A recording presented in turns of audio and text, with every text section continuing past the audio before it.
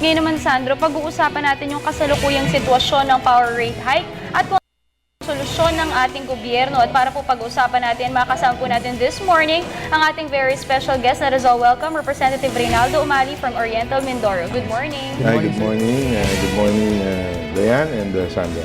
Siyempre, welcome back sa Good Morning, Boss. Yes. Pero ngayon naman, nung huli natin kayo nakasama, pinag-usapan natin ang ganda ng probinsya ng Mindoro. Pero ngayon, ang nababadyang issue naman tungkol sa power rate hike. Siguro, sir, simulan po muna natin sa unang tanong tungkol sa EPIRA. Kasi itong EPIRA ay hindi naman lahat po ay naiintindihan kumbaga kung ano ang functions at kung ano nga ba talaga ang EPIRA. So, maaari niyo po bang maipaliwanag sa atin ngayon kung ano nga itong EPIRA? Yung EPIRA, ang acronym yan ng Electric Power Industry Reform Act. No? In 2001, yan ay ipinasa ng Kongreso dahil noon malaki ang problema natin sa NAPOCOR. Napakalaki ng utang ng NAPOCOR. Kanya ipinasa ito at pinaghiwa-hiwalay, in-unbundle yung mga subsector sa power industry, yung power generation, power transmission, distribution, yung supply. Ano? So pinaghiwa-hiwalay yan para makapasok din ng private sector. Kasi noon, NAPOCOR lang yan. Ngayon, pinaghiwa-hiwalay. So ngayon, marami na tayong mga power players, yung sa power generators.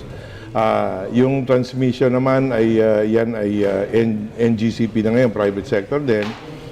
At saka yung mga distribution utilities, isang pinakamalaki dyan, yung Meralco, na siyang may problema nga sa ngayon. Ano? Pero itong rate hike na ito, sinasabi natin Meralco rate hike, pero ang sanhi nito ay yung power generators na nag-increase ng kanilang rate dahil yung problema dyan ay una, yung malampayan, nag-maintenance, kanya tumaas yung singil nila. Tapos, ang nangyari pa, nagkaroon ng force outages yung mga parang 6 o 7 GenCos or generating companies. Kanya medyo nagkagulo. Ang Meralco ngayon, bumili ngayon doon sa spot market na kung tawagin ay WESM. At doon, masyado spike at tumaas yung binid na presyo ng mga power producers, kanya umabot sa 415 ang ating itinaas ng kuryente for the month of December alone. Yan naman ay pinaghiwa-hiwalay yan, in-stagger ng ERC, kanya mas mali tayo for December, pero meron pa tayong babayaran sa February and sa March. Iba pa yung babayaran natin sa January. Pero Congressman, meron ba tayong nakikitang irregularities? Kasi nakita natin na sabay-sabay nag-shutdown itong mga power producers for maintenance. Meron po ba tayong nakikitang irregularities or ano pong opinion natin about this? Yun yung sinasabi ng DOE nung una, nung nag-iimbestiga sila, na ngayon ay continuously iniimbestiga ngayon yan ng ERC. Ano? So, parang meron, kanya lang ang problema po natin ngayon, at problema ko rin bilang chairman ng Committee on Energy, hindi ako makapaggawa ng conclusion at this point in time. Kasi ang problema ay wala pa yung investigasyon na ginagawa ng nagpromesa sila noong December 26, December 30, January 6, January 13, and then ultimately, nag-submit sila noong January 21. Kanya lang yung sinubmit nila is walang laman. Ano? And so they promised again on the 30th. No? Sabi ko nga sa kanila, gumawa kayo ng pamamaraan para mapabilis nyo. Wag naman yung the usual lang na ginagawa ng gobyerno, lalo tigit. Napag-alaman namin sa committee, hearing namin nung nakaraang linggo, na ang ang tao pala ng ERC na tumitingin dito sa issue na ito, 4 lang. Kaya sabi ko, siguro dapat humingi kayo ng tulong sa PEMC, yung Philippine Electricity Market Corporation, dahil nasa kanila yung expertise at saka yung mga tao nila matataas ang bayad. Kaya siguro, pag nagtulungan sila dito, after all, they are supposed to be in this together. baka mapabilis natin. Pero I don't know where we are. On January 30 rather, meron kaming hearing ng Senate and House of Representatives, Joint Congressional Power Committee, magmi-meeting yan. Doon dapat nila ipe-present yung kanilang resulta ng investigasyon. Ito po sir, nabanggit nyo nga kanina kumbaga yung pagtaas nga sa spot market at yung maintenance ng malampaya. Aside from these factors, what are the other factors na we're seeing na reasons kumbaga sa pagtaas nga po? Marami eh. Alam mo, syempre when you talk of open market, spot market, dapat maraming players. Ano? Yes. Ang problema natin, kukunti lang ang power producers natin. Kaya dahil kukunti ang power producers, manipis yung ating inilalagak sa spot market. And syempre, under the law of supply and demand, pag ang supply ay kukunti, ang demand ay malaki, syempre mataas ang presyo. Pero kung maraming supply, kukunti ang demand, mababa ang presyo. So yun ang importante. Tapos medyo masalimuot ang spot market kasi merong peak and non-peak, maraming mga combinations to. Kanya it's really difficult. But then EPIRA promised to the people a stable and reliable power supply and reasonable, if not cheap, reasonable rates. No? Yan ng EPIRA. Kanya lang sa kasalukuyan, kung titingnan mo kung ano nangyari, ang ating kuryente ngayon baka 4-5 times higher than The usual. Where it was in 2001 prior to EPIRA. So, imbis na yung maging reasonable o mababa ang presyo, sobrang masyadong mataas. And in fact, nung nag-privilege speech ako noong September 11, 2013, ang alam ko parang number 1 tayo sa Asia ang pinakamahal. At number 4 tayo sa buong mundo na pinakamahal. Well, Kanya baka ngayon dahil nagtaas tayo ng 415 lalo na tayong lumayo Upward. ngayon. Oo. Pero sir, ito napag-usapan natin yung pagtaas nga, itong nagbabadya ang power rate increase. Ano po ba yung mga preparations na ginagawa natin, most especially para dun sa mga mamamayan? Paano natin sila inihahanda para dito? Well, yung ngayon merong TRO, kanya hindi apektado ang tao.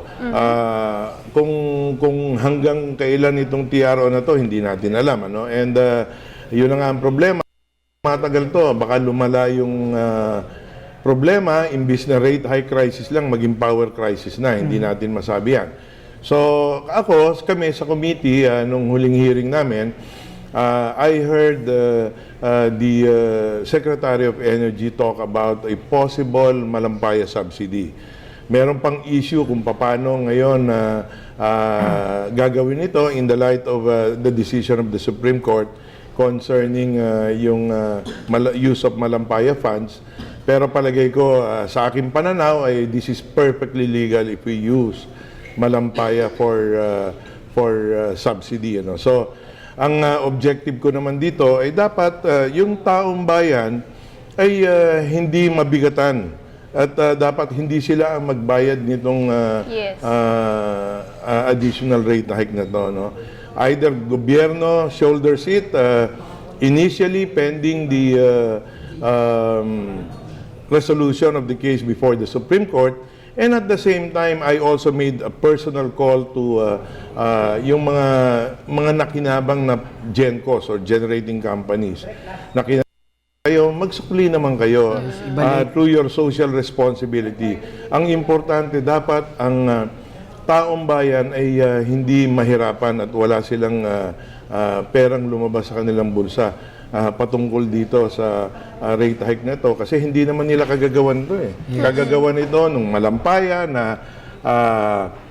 yun na nga nag-maintenance at saka yung force outages whether or not merong collusion, whether or not merong negligence, whether or not merong may kasalanan dito, ang importante ang taong bayan should be spared of this Meralco rate hike. So sir, while waiting for the decision of the Supreme Court, paano po yung mga mamamayan? Ano kayang epekto nito sa kanila? Ay siyempre ngayon, they are in limbo, hindi nila alam kung didesisyonan yan, kung sila magbabayad niyan o hindi. Ibig sabihin, pag ang sinabi ng Supreme Court, kayong mga GENCO sa may kasalanan yan, walang babayaran ng taong bayan pag susukliin sila. Pag ang sinabi naman ng Supreme Court, talagang wala tayong magawa, legal yung ginawa ng GENCO, ay taong bayan na mananagot. Kanya yun yung sinasabi namin, kami ni Secretary Petilla, baka pwede naman yung gobyerno sumagot nito. Alright. Congressman, siguro na lang mensahe po para sa ating mga manonood ngayong umaga. Sa issue po na itong Meralco rate hike, ay umasa po kayo, ang House Committee on Energy po ay gumagawa po ng lahat ng pamamaraan.